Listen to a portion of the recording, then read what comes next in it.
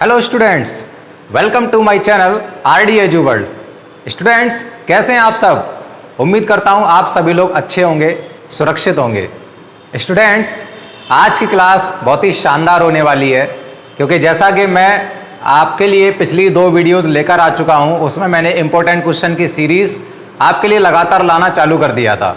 ठीक है, और उसकी आप लोगों को आवश्यकता भी बहुत है, क्योंकि बहुत सारे स्टूडेंट ऐसे भी हैं जिनका सिलेबस कंप्लीट हो चुका है और बहुत सारे स्टूडेंट ऐसे भी हैं जिनका अभी तक सिलेबस भी कंप्लीट नहीं हुआ। जिन बच्चों का सिलेबस कंप्लीट हो भी चुका है तो उनको मैथ वाले पोर्शन में बहुत दिक्कत हो रही है, सोच रहे हैं कि कहीं ना कहीं मुझे कुछ इंपॉर्टेंट क्वेश्चंस मिल जाएं, है ना, जिससे कि उनको थोड़ी सी हेल्प मिल जाए। तो बच्चों, ये जो मैं आप लोगों के लिए सीरीज लेकर आता रहता हूं ना, ये जो मैं आप लोगों के लिए इंपॉर्टेंट क्वेश्चन की सीरीज ला रहा हूं, ये इंपॉर्टेंट क्वेश्चन की सीरीज आप लोगों के लिए वास्तव में भी बहुत इंपॉर्टेंट है, क्योंकि इनमें जो क्वेश्चन आपको पढ़ा रहा हूं ना, मैं जो भी क्वेश्चन मैं आपको पढ़ा रहा हूं, जो भी क्वेश्चन मैं आप लोगों को करवा रहा हूं, वो कहीं ना कहीं ऐसे क्वेश्चन हैं जो कि आपके एग्जाम में आने ही आने हैं। 100% चांसेस हैं उनके आने के। इसीलिए मेरी कोई भी इंपॉर्टेंट क्वेश्चन की सीरीज आप मिस मत करो। अगर आप इस चैनल पर नए हो तो चैनल को सब्सक्राइब करके बेल आइकन प्रेस कर दो, जिससे कि आप लोगों के लिए जो मैं ये सीरीज लेकर आ रहा हूं ना, लगातार जो मैं आप लोगों के लिए वीडियो डाल रहा हूं, ये लगातार आपको आपके पास में इन सारे वीडियोस के नोटिफिकेशन पहुंचते रहे। ठीक है, क्योंकि अगर आपने अभी थोड़ी सी भी मिस कर दी मेरी इन वीडियोस को, थोड़ी सी भी अगर ढील डाल दी अपनी पढ़ाई में, अपने स्टडी में, तो कहीं ना कहीं बहुत बड़ी दिक्कत हो जाएगी। इसलिए मैं आपसे कह रहा हूं कि कुछ भी करके, कैसे भी करके मेरी इन इंपॉर्टेंट क्वेश्चन की सीरीज को बिल्कुल भी मिस मत करना, क्योंकि 100% गारंटी है कि इसी टाइप के क्वेश्चन आपको एग्जाम के अंदर मिलेंगे।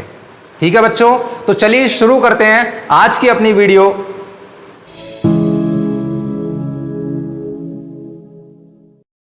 तो फर्स्ट क्वेश्चन देखिए बेटा स्क्रीन पे, क्या कह रहा है ये? अमित ने एक मेज 1200 रुपए में खरीदी तथा इसकी मरम्मत पर 200 रुपए खर्च किए। ठीक है, अमित ने एक मेज 1200 रुपए में खरीदी तथा इसकी मरम्मत पर 200 रुपए खर्च किए, तो टोटल खर्चा कितना हो गया? टोटल खर्चा कितना हो जाएगा बेटा? 1200 रुपए और 200 रुपए कुल मिला के बेटा खर्चा हो गया 1400 रुपए। ठीक है, और 1600 रुपए में 1680 रुपए में, कितने में? 1680 रुपए में उसको बेच दिया गया। ठीक है, 1680 रुपए में उसको बेच दिया गया है। अब देखिए, 1680 रुपए में अगर बेची गई है कोई चीज और 1400 रुपए में अगर खरीदी गई थी, तो प्रॉफिट कितने रुपए का हो गया? लाभ कितने रुपए का हो गया? तो 1680 में से 1400 माइनस कर लो, मालूम पड़ जाएगा आपको कि लाभ आपका कितना हो गया? 280 रुपए हो गया। कितना हो गया बेटा? 280 रुपए। ठीक है, अब हमको क्या करना था, इसमें पूछा जा रहा था कि उसका प्रतिशत लाभ अथवा प्रतिशत हानि कितनी होगी। अब प्रतिशत लाभ कैसे निकालोगे? अगर यहां पे लाभ निकल के आया है, भाई लाभ निकला कि नहीं निकला? क्योंकि कम में खरीदी गई, ज्यादा में बेची गई, तो जाहिर सी बात है प्रॉफिट निकल रहा है यहां। तो प्रॉफिट निकल रहा है तो प्रॉफिट परसेंट लगाना पड़ेगा। ठीक है, तो बेटा प्रॉफिट परसेंट का formula, profit percent equal profit upon CP into 100 और परसेंटेज। ठीक है, प्रॉफिट कितना निकला है? 280, और सीपी मतलब कॉस्ट प्राइस, कितने रुपए खर्च किए थे उसने? 1400 रुपए। यहां 1400 रुपए रख दो, इंटू में 100%। 2 जीरो से 2 जीरो कैंसिल हो गए, और 14 से इसको मैंने कैंसिल किया तो बेटा आ गया ये 20%। ठीक है, 20% क्या लाभ निकला है? लाभ निकला, क्योंकि प्रॉफिट परसेंट ही तो निकाला है हमने।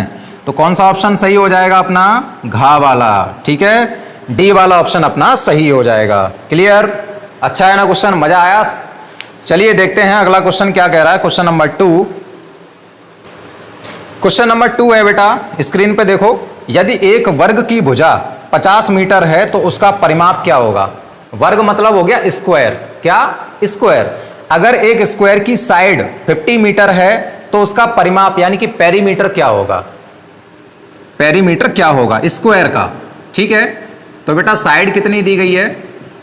50 मीटर। साइड मतलब भुजा। ठीक है, भुजा कितनी दी जा रही है? 50 मीटर दी गई है। क्लियर? अब इसमें क्या पूछ रहा था? उसका परिमाप बताइए। परिमाप को बेटा कहते हैं इंग्लिश में पेरीमीटर, अभी मैंने बताया था। तो वर्ग का परिमाप क्या होता है? पेरीमीटर ऑफ स्क्वायर क्या होता है? 4 इंटू साइड, 4 इंटू साइड, यही तो होता है। तो 4 मल्टीप्लाई साइड कितनी है यहाँ पे? 50 मीटर। 50 चौके 200, तो परिमाप कितना आ जाएगा बेटा?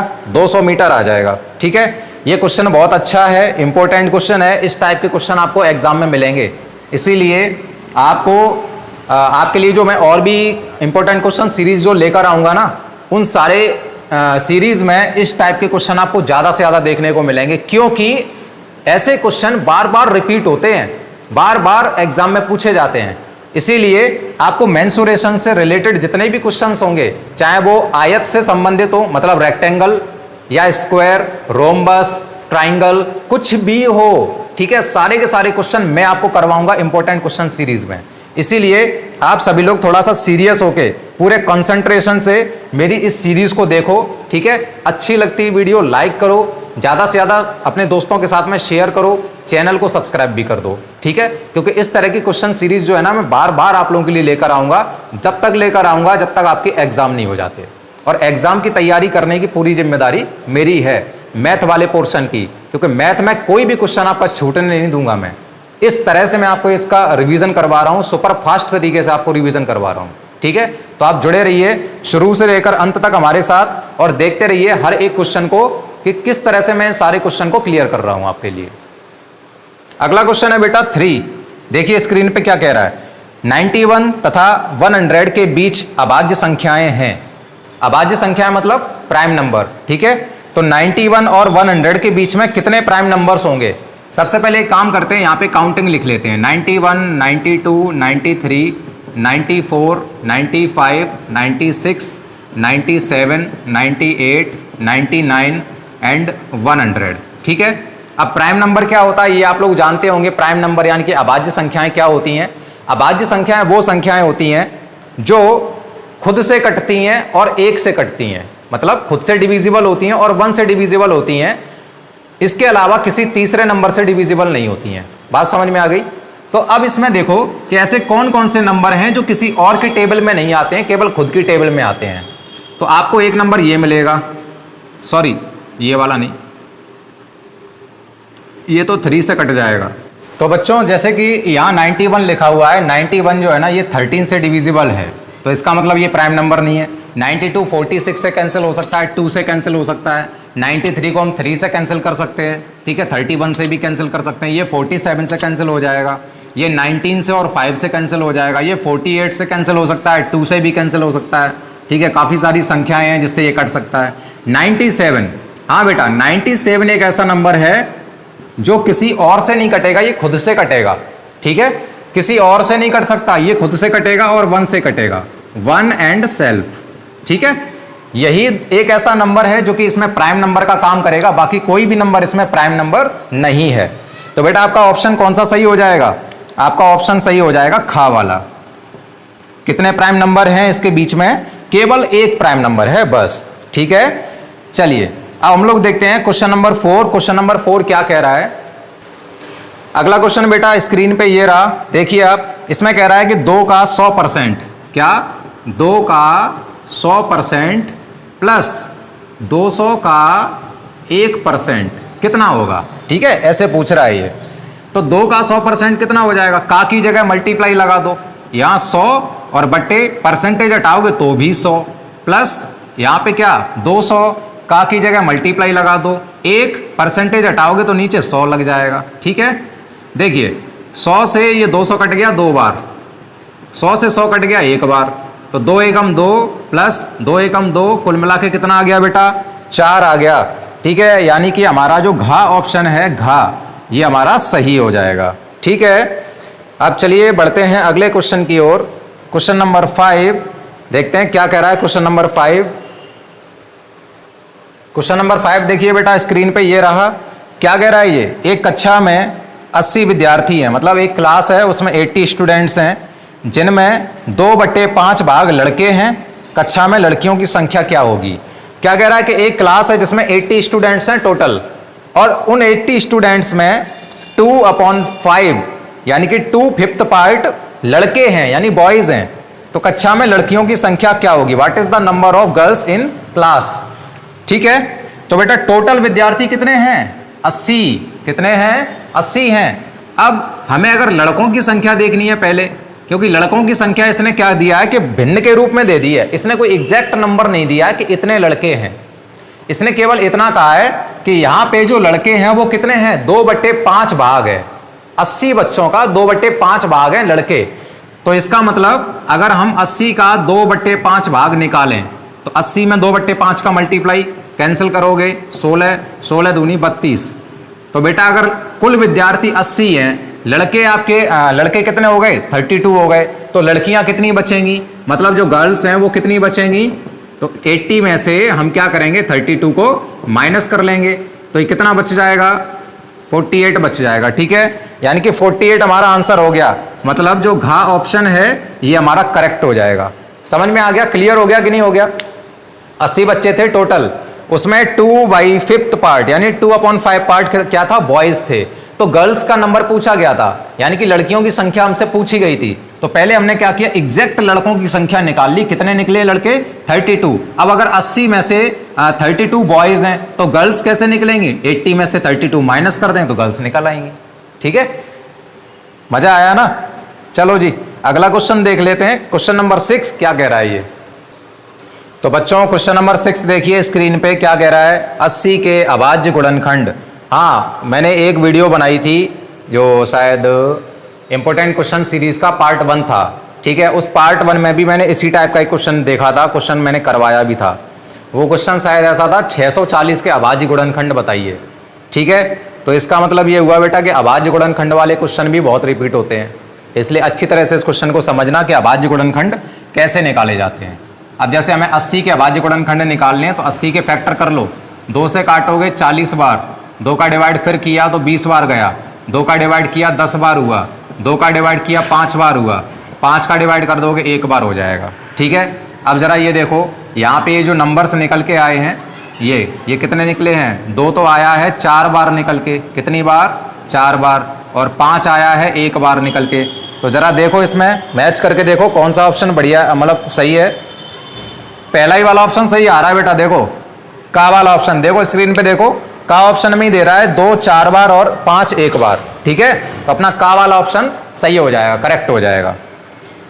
चलिए बेटा देखते हैं अगला क्वेश्चन, क्वेश्चन नंबर 7 क्या कहता है। तो बच्चों अगला क्वेश्चन जो है ना, क्वेश्चन नंबर 7 आप लोग स्क्रीन पे देखिए क्या कह रहा है ये, 5, 0, 9, 3 और 8 अंकों के द्वारा बनी 5 अंकों की या 5 अंकीय बड़ी से बड़ी तथा छोटी से छोटी संख्या में अंतर क्या होगा। देखिए अंक कौन कौन से दे दिए, अंक मतलब डिजिट्स। ठीक है, कौन कौन से डिजिट्स हैं, 5 दिया है, 0 दिया है, 9 दिया है, 3 दिया है और 8 दिया है। अब इन्हीं 5 डिजिट से हमें क्या करना है, 5 अंकों की बड़ी से बड़ी संख्या भी बनानी है और छोटी से छोटी संख्या भी बनानी है, और इन बड़ी से बड़ी संख्या में और छोटी से छोटी संख्या में अंतर बताना है। ठीक है, तो देखते हैं बेटा बड़ी से बड़ी संख्या पहले बनाएंगे तो कैसे बनाएंगे। सबसे पहले क्या करोगे आप, सबसे पहले बड़ा वाला डिजिट लिखोगे, फिर उससे छोटा लिखोगे, फिर उससे छोटा लिखोगे, फिर उससे छोटा लिखोगे। भाई असेंडिंग डिसेंडिंग ऑर्डर पढ़े हैं आपने या नहीं। असेंडिंग डिसेंडिंग ऑर्डर में भी क्या करते थे, डिसेंडिंग ऑर्डर में हमेशा पहले बड़ा नंबर लिखते हैं, फिर उससे छोटा, फिर उससे छोटा, फिर उससे छोटा। तो जो बड़ी से बड़ी संख्या लिखी जाती है, तो बड़ी से बड़ी संख्या में जो अंक लिखे जाते हैं वो हमेशा डिसेंडिंग ऑर्डर में ही लिखे जाते हैं, यानी कि अवरोही क्रम में लिखे जाते हैं। ठीक है, तो सबसे बड़ा नंबर कौन सा हो गया बेटा यहाँ पे 9, फिर उससे छोटा 8, फिर उससे छोटा 5, फिर उसके बाद 3 आ जाएगा, फिर उसके बाद में 0 आ जाएगा। ये नंबर कैसा हो गया, बड़े से बड़ा नंबर हो गया। अब छोटे से छोटा नंबर लिखना है, तो छोटे से छोटे नंबर में बेटा हम लोग क्या करते हैं, अब जैसे मैंने अभी आपको बताया कि यहाँ पे डिसेंडिंग ऑर्डर का इस्तेमाल करते हैं, है ना, बड़ी से बड़ी संख्या लिखने में। लेकिन छोटी से छोटी संख्या लिखने में हम इस्तेमाल तो करेंगे असेंडिंग ऑर्डर को, लेकिन अगर आपको कभी भी 0 दिया गया है डिजिट्स में, तो कभी भी आप आगे 0 को इस्तेमाल नहीं करोगे, मतलब 0 का यूज बिल्कुल भी नहीं करना है। क्यों, उसका मैं रीजन आपको बता देता हूं। क्योंकि 1 से लेकर और जो 9 तक के डिजिट होते हैं, 1 से लेकर 9 तक के जो डिजिट होते हैं उसमें केवल आप आगे 0 अप्लाई कर सकते हो। उसके बाद में जो डिजिट्स आपके आते रहते हैं, उसके बाद में जो आपके नंबर्स आते रहते हैं, उनके आगे कभी भी 0 नहीं लगता, क्योंकि इनको हम कहते हैं यूनिट डिजिट। तो यूनिट डिजिट के आगे तो हम 0 का इस्तेमाल कर सकते हैं, लेकिन यूनिट डिजिट के बाद के जितने भी डिजिट बचेंगे उसमें हम कभी भी 0 नहीं लगाएंगे आगे। तो इस तरह से बेटा अगर हम ये वाला नंबर बनाते हैं और 0 को अगर हमने आगे लगा दिया तो जाहिर सी बात है कि 0 के बाद में 4 डिजिट हमको रखने पड़ेंगे, यानी कि वो 4 अंकों वाली संख्या हो गई। लेकिन मैंने अभी आपको क्या समझाया, यहाँ पे केवल 1 अंक वाली जो संख्या होती है, 1 अंक वाली, उसके आगे 0 लगाते हैं। ठीक है, क्लियर होगी ना बात। तो यहाँ पे बेटा हम लोग जब छोटी से छोटी संख्या लिखेंगे ना इन 5 अंकों से बनी हुई, तो कैसे लिखोगे, सबसे पहले लिखेंगे 3, अब लगा सकते हो 0। ठीक है, अब 0 यहाँ पे लग सकता है। 3 हो गया, 0 हो गया, अब कितना आएगा बेटा, यहाँ पे 5 आ जाएगा, फिर कितना आएगा, 8 आ जाएगा, और उसके बाद में 9 आ जाएगा। क्लियर। अब क्या कह रहा था, अंतर निकालने के लिए कह रहा था, तो माइनस कर लो। माइनस करोगे तो 10 में से 9 गया, 1 बचा, यहाँ रह जाएगा 12 में से 8 माइनस किया, 4 बचा, यहाँ पे रह गया 4, 14 में से 5 माइनस किया बेटा, 9 बचा, यहाँ हो गया 7 में से 0 माइनस किया, 7 बचा, यहाँ 9 में से 3 माइनस किया तो 6 आ जाएगा। अब देखो इसमें कौन सा हमारा ऑप्शन सही है, का वाला ऑप्शन सही है बेटा। ठीक है, का वाला 6 7 9 4 1।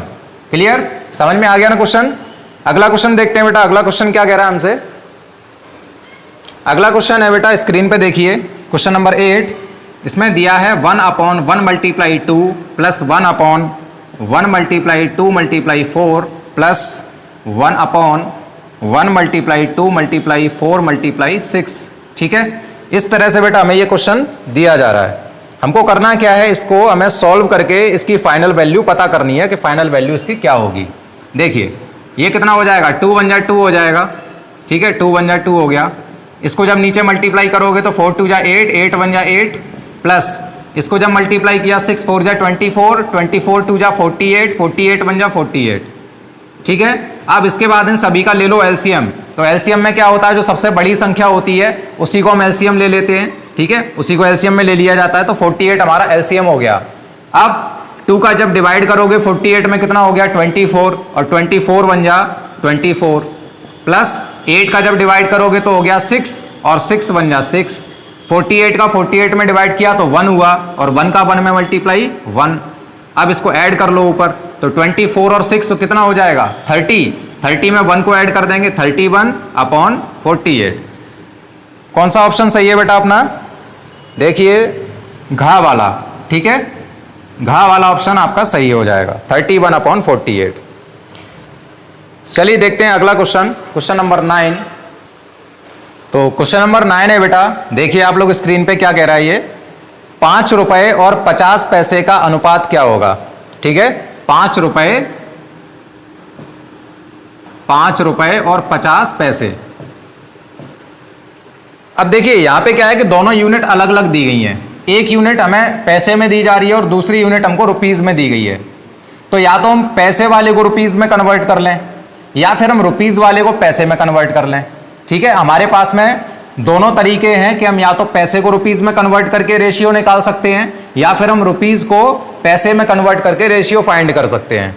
तो हमारे पास में बेटर ऑप्शन रहेगा ये कि आप रुपीज को पैसे में कन्वर्ट कर लो, क्योंकि हम जानते हैं कि अगर 1 रुपए में 100 पैसे होते हैं तो 5 रुपए में कितने हो जाएंगे, 500 हो जाएंगे।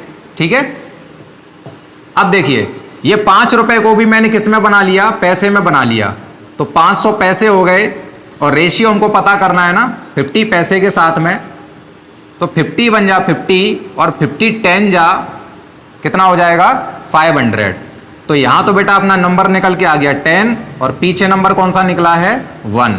तो हमारा ऑप्शन कौन सा सही हो जाएगा, 10:1 वाला। देखिए जरा, देखिए इसमें स्क्रीन पे देखो कौन सा ऑप्शन हमारा सही है, खा वाला। ठीक है, यानी कि जो बी ऑप्शन है ना वो करेक्ट हो गया। क्लियर। अब एक लास्ट क्वेश्चन बचा हुआ है, देख लेते हैं लास्ट क्वेश्चन किस तरह का है।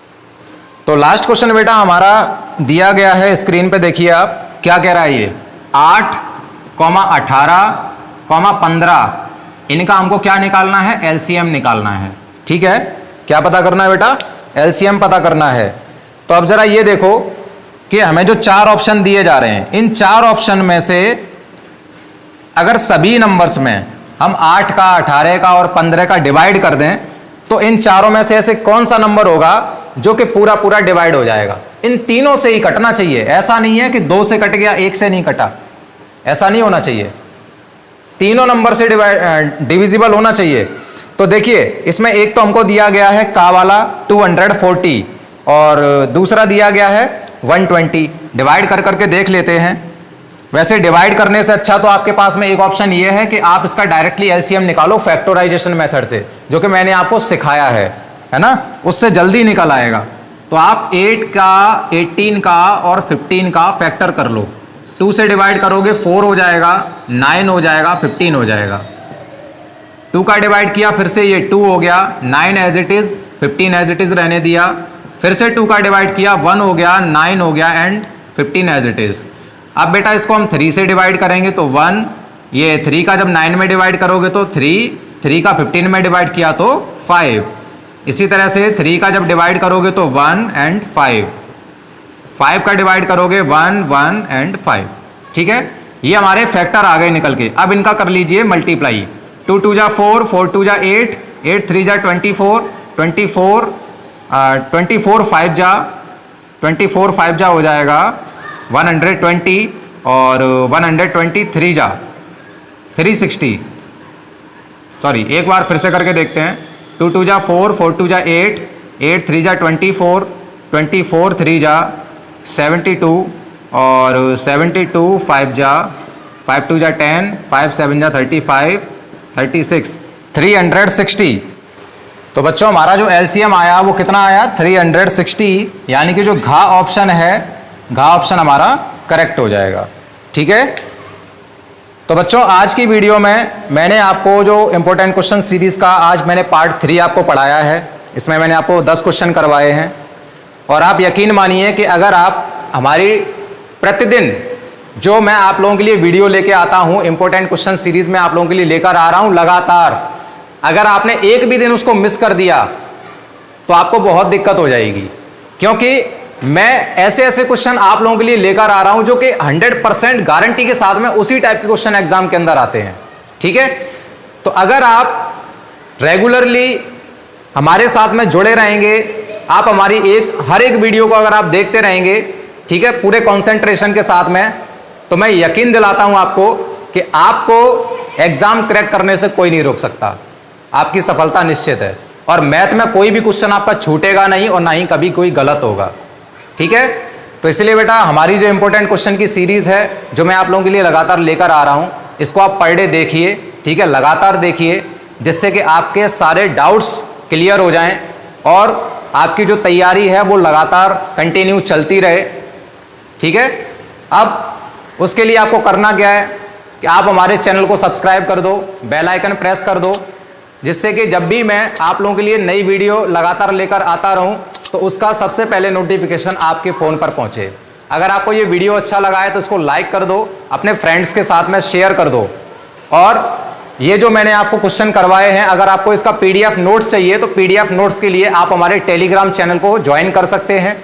टेलीग्राम चैनल का लिंक मैंने अपने इस वीडियो के डिस्क्रिप्शन बॉक्स में डाल रखा है। आप जाइए, उस लिंक पर क्लिक करके हमारे टेलीग्राम चैनल को ज्वाइन कीजिए। वहाँ पर आपको इन सारे वीडियोज़ के लिंक प्रोवाइड करा दिए जाएंगे और उन वीडियोस में जो कुछ भी आपको मैंने पढ़ाया है या दिलीप सर ने पढ़ाया है, जो कि आपके लिए मेंटल एबिलिटी का कोर्स करवा रहे हैं, ठीक है, उन सारे सब्जेक्ट के यानी कि सारे पोर्शन के जो पीडीएफ नोट्स हैं वो भी आपको वहाँ पे प्रोवाइड करा दिए जाएंगे।